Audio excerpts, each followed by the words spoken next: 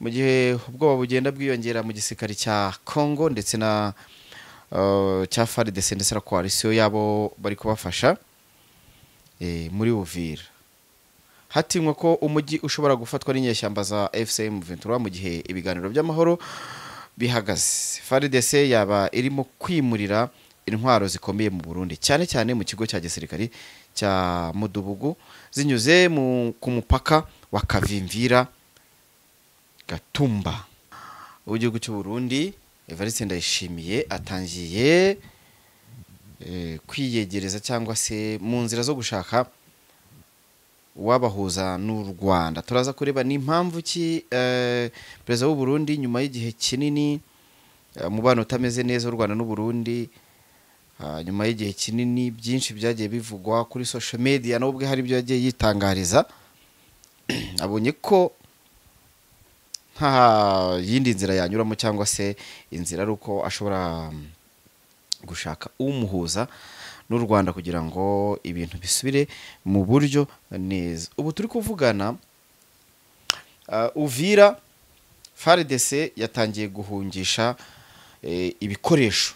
Yego perezida Ndayishimiye yasabye igihugu cy'igihangange, igihugu bavuze ko ari Ubufaransa, kumuhuriza mu biganiro n'u Rwanda. Perezida Evariste Ndayishimiye w'u Burundi biravuga ko yasabye Ubufaransa ngo bumuhurize mu biganiro n'u Rwanda mu rwego rwo guhosha umwuka mubi uri hagati y'ibihugu byombi.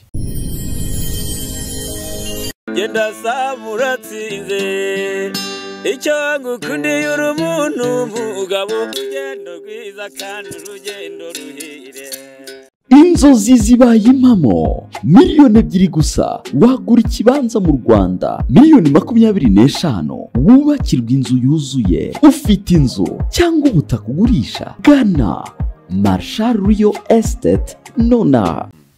Yes, reka nizere ko ibihe byawe bimeze neza cyane aho uri hose udukurikira umunsi ku munsi n'ibiganiro tunyuza ku Rugendo Online TV ndetse na Inside Rwanda Media. Hose nimba uhari udukurikira uri umuntu w'agaciro cyane, kandi nimba ari n'ubwa mbere urebye ibiganiro byacu ukore subscribe kugira ngo ubashe kwinjira mu muryango mugari wabo tubana umunsi ku munsi, ubasha kubona ibiganiro byacu nkuko dusanzwe tubikora. Na makuru ya mu gitondo tugiye kubagezaho, ariko mbere yuko nyabagezaho sympathique Iyandemye Robert ntawe uhari, yagize ibyago, yabuze umuvandimwe we mukuru we, ngira ngo ntabwo ahari. Rero abakunzi b'Urugendo Online TV, abakunzi ba Inside Rwanda, sempa mumube hafi,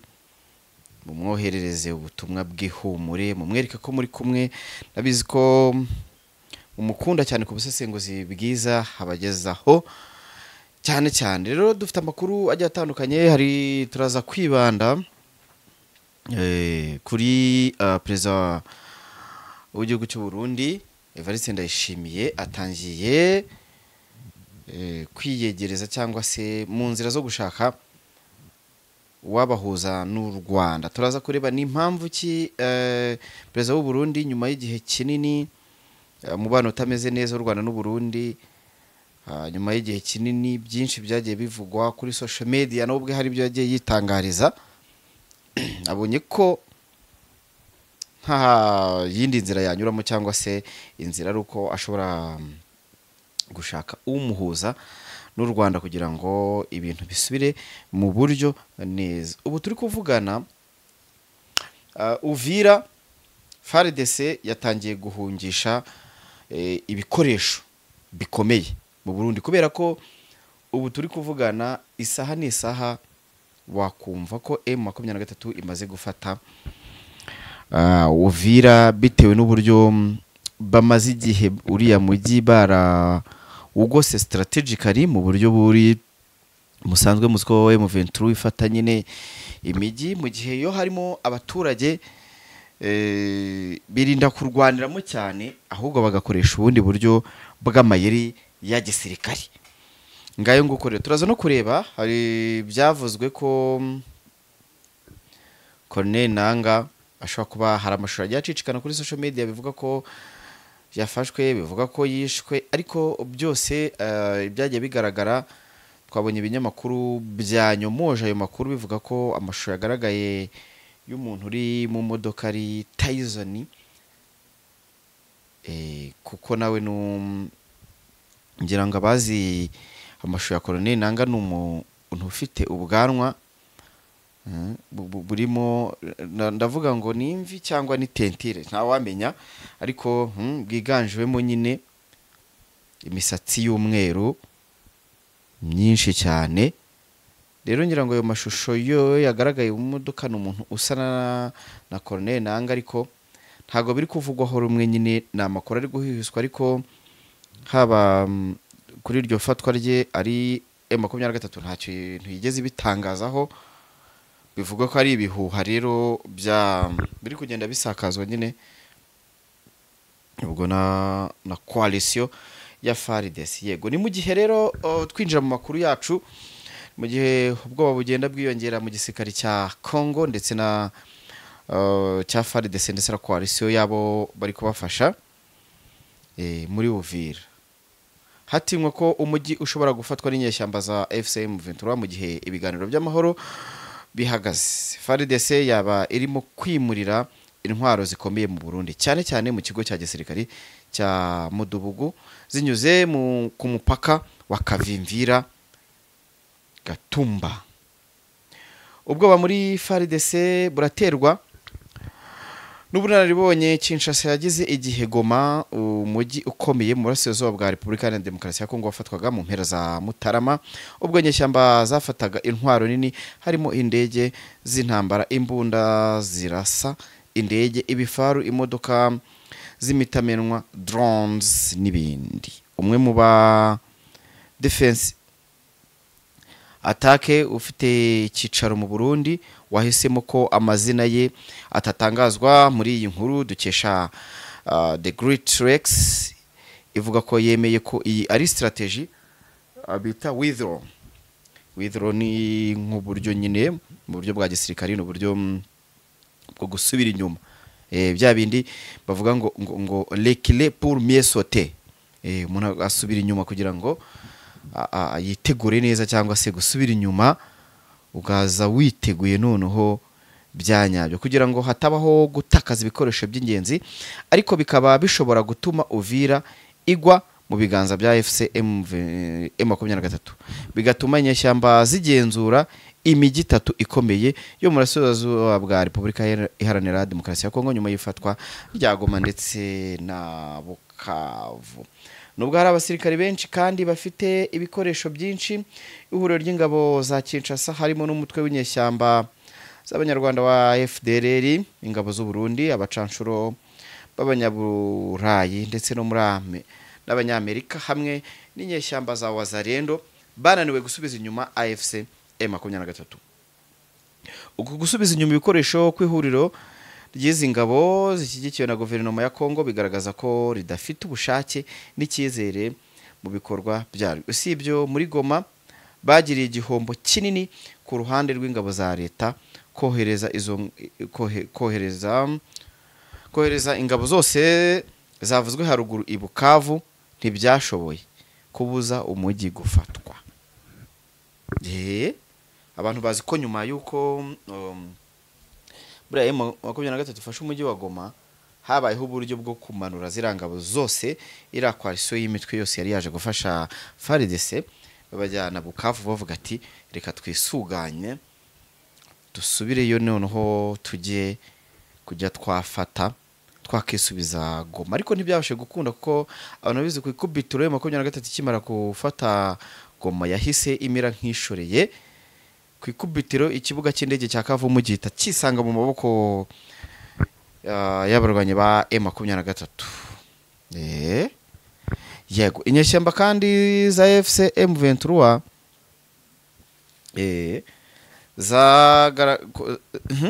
zagaragaje ku mugaragaro ko zizatera imbere niba ibiganiro by'amahoro bitagenze neza. M23 yavuze kuti tutasonga mbere paka Kinshasa ariko ngiye ndibaza cyangwa n'umuntu wese ashobora kwibaza ngo kubera iki iri huriro ry'aba bantu harimo ingabo za Kongo, harimo aba bacanshuro b'abanyaburayi, hakazamo n'abacanshuro b'abanyamerika muri Amerika Latine, hakazamo Wazalendo, hakazamo FDL ndetse n'u Burundi. Umuntu akibaza ngo izi ngabo zose kuki zananiwe? Ni ibintu bigaragara mu minsi ishize nibwo FARDC cyangwa se na nubu yahinduye umuvuno nyarwatezanya aba bacanshuro ku nshuro ya kabiri, bahinduye strategy bazana indege zitari zisanzwe, kubera ko ngira ngo ari mu minsi ishize abantu babyumva ko hari indege zajyaga zinjira muri area zimwe za M23. Ubwo ni aho ni mbere ko M23 nyine hita ivuguta umuti, ubu yamaze kubivugutura umuti nayo ikora ku ikoranabuhanga ryayo, kubera ko Kinshasa cyangwa se leta ya Kongo yabonye ko M23 ku ntambara yo ku butaka ntabwo bashobora kuyitsinda. Bagerageza rero kunyura hejuru, ari bo mpamvu hora wumva ibitero by'indege. Noneho bivuga ko mu minsi ishize FARDC yari kohereza indege, M23 idafite uburyo bwo kugenzura cyangwa se byo kuba yazihanura byoroshye, kubera ko yari yahinduye ubwoko bw'indege zirwanira mu kirere. Ariko ubu M23 yamaze kugira ama GPS abasha gukontrolinga area z'ibirere byose bafite by'ahantu bafite, ku buryo indege iri guhirahira muzaje zose bakubwira ko hasubiye imbarwa cyangwa se inyinshi bagiye rwose bazimanura, bitewe n'uburyo nabo ikoranabuhanga ryabo rikomeza rigenda risonga imbere. Uko FARDC yiga cyangwa se ihindura strategy, abahungu nabo baba bamaze kubibona kare, bakaba bahinduye nabo strategy, bakavuga ati ni ubuhanga tugiye gukoresha, ni ikoranabuhanga barize natwe twasoma, tugomba kubikora neza cyane. Yego, Perezida Ndayishimiye yasabye igihugu cy'igihangange, igihugu bavuze ko ari Ubufaransa, kumuhuriza mu biganiro n'u Rwanda. Perezida Evariste Ndayishimiye w'u Burundi biravuga ko yasabye Ubufaransa ngo bumuhurize mu biganiro n'u Rwanda mu rwego rwo guhosha umwuka mubi uri hagati y'ibihugu byombi. Mu Ukuboza 2023 nibwo umwuka wongeye kuba mubi hagati y'u Rwanda n'u Burundi, nyuma yuko Gitega ishinja Kigali ku mugaragaro kugira uruhare mu bitero by'umutwe wa Red Tabara wagabye ku butaka bw'u Burundi mu mpera za 2023. Uburundi muri Mutarama 2024 bwahise bufata icyemezo cyo gufunga imipaka ibuhuza n'u Rwanda, burahira ko butazayifungura nta rimwe kugeza igihe u Rwanda buhera buvuga ko bagize uruhare muri kudeta yapfubye muri 2015 ngo rwaba rucumbikiye. Umwuka warushijeho kuba mubi hagati y'ibi bihugu by'abaturanyi, ubwo u Burundi bwinjiraga mu ntambara yo muri Repubulika na Demokarasi ya Kongo, aho ibihumbi by'ingabo zabwo zimaze imyaka hafi 2 zirwana ku ruhande rw'ingabo za leta ya Kongo zimaze imyaka igera kuri 4 ziri mu ntambara n'umutwe wa FC 23. Perezida Evariste Ndayishimiye agendeye ku birego bya M23 ngo yaba ifashwa n'u Rwanda, yakunze kumvikana avuga ko adashyize ku ruhande umugambi wo kuba yafasha abashaka guhirika ubutegetsi bw'u Rwanda cyangwa akajya mu ntambara n'u Rwanda. Muri Werurwe uyu mwaka nibwo Ndayishimiye yaganiriye na BBC, yavuze ko u Rwanda n'urushima gutera u Burundi runyuze muri Repubulika na Demokarasi ya Kongo, natwe i Kigali sikure duciye mu Kirundo. Muri Mutarama na Gashyantare ubwo Perezida w'u Burundi yakiraga abadiplomate bahagarariye ibihugu n'imiryango itandukanye mu gihugu cye, ni nabwo yari yikomye u Rwanda mu buryo bukomeye, anarahira ko nirukomeza ibyo rurimo intambara izaba iya rusange. U Rwanda mu bihe bitandukanye rwakunze kugaragaza ko rutewe impungenge n'aya magambo gashoza ntambara ya Evariste Ndayishimiye yagiye avuga mu gihe hari hakomeje ibiganiro byo kuzahura umubano w'ibihugu byombi. ikinyamakuru hafi ku Burundi nibasubize amerwe mu isaho mbere yo gusaba abaturage be gukomeza kuryamira amajanja ngo kuko ntawuzi umunsi w'igisambo. Ndayishimiye amakuru avuga ko M23 yafata imijyi ya Goma ndetse na Bukavu afite ubwoba n'impungenge z'uko u Rwanda rushobora kumushoza w'intambara. Yongereraho kuba ngo rwaba rufite n'umugambi wo kwagura imbibi zarwo nk'uko Africa Intelligence bivuga. Igitangazamakuru kivuga ko mu gushaka ko yarokoka perezida w'u Burundi ngo usibye gusaba ibiganiro n'u Rwanda ari nako gutekereza uko yacana umubano na Repubulika na Demokarasi ya Kongo kuko yabisabwe na FC M23 ubwo mu ntangiriro z'uku kwezi yakiraga intumwa zayo i Bujumbura. Ubusabe bwo guhagarika iyi mikoranire ngo perezida Evariste Ndayishimiye yabugejweho na abofisiye bo mu ngabo ze bashinja perezida Félix Antoine Tshisekedi kuba nta bushobozi afite bwo gukemura ibibazo by'umutekano byugarije igihugu cye. Ikindi akaba yarananiwe no gushyira mu bikorwa ibyo yari yemereye u Burundi. Hejuru y'ibi nuko mu gihe M23 yabifashe umujyi wa Uvira yahita ifunga umupaka uhuza huriya mujyi n'u Burundi, nyamara usanzwe ari ingenzi cyane ku gihugu cya perezida Ndayishimiye mu bijyanye n'ubukungu kubera amafaranga akomoka ku bucuruzi yinjirizwa hariya. Ngayo nguko rero bati mukanya tubagejeje inkuru ivuga ko Uvira isumbirijwe isaha n'isaha ishobora guhigarurwa n'umutwe wa M23 kubera ko byanagaragaye ko ingabo zose zihari muri coalition zamaze kugenda zihungisha ibikoresho bikomeye kuko ziravuga ati M23 ibintu yakoze Goma ntabwo dushaka ko byongera kuba rwose.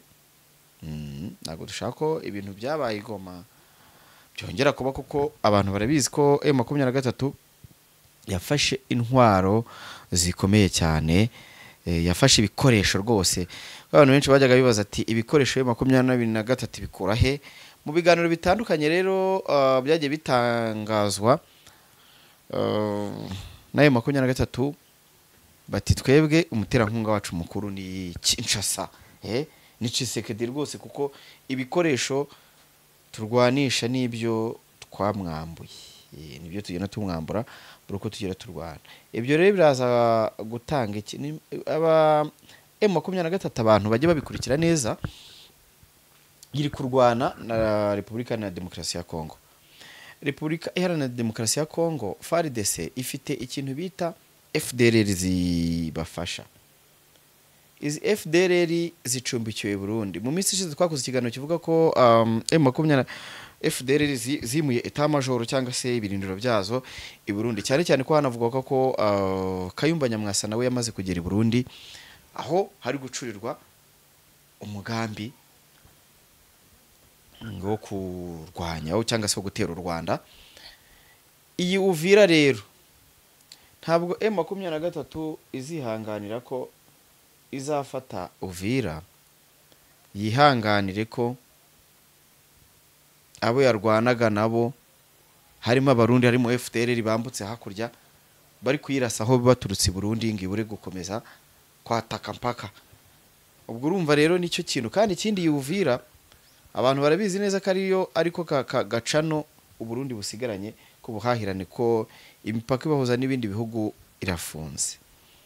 Iyi Uvira niyo mpamvu ingabo z'u Burundi zayiryamyeho cyane kuko baravugaga ati aha hantu turamuka tuharikuye cyangwa se tukajenjeka bishobora kuza kuba bibi cyane. Niyo mpamvu ingabo z'u Burundi zakomeje kurwanana n'ubu kuri Uvira. Niyo mpamvu Uvira yabaye Uvira ne jamais tombe, Uvira ni ibiki, Uvira yabaye Uvira. Bamwe batabarundi barakomeye ntago bava Uvira, ariko se tukareba abarundi barakomeye nibyo ndetse noneho sinabonyine abantu bajye bareka kuvuga ngo abarundi. Hariya hari umuzarenda ari nawe kingi. Umuzarendo niwe uyoboye abandi bantu bose bari kurwanira bari kurwanira muri byura bice bya Uvira ko byagiye bigaragara ko abazarendo bagiye bananga abantu bagiye babohereza kuhayobora ingabo abantu bazi bya General Gasita abanyamurenge aba wazarendo bamwanze bavuga ati ntitumushaka yaba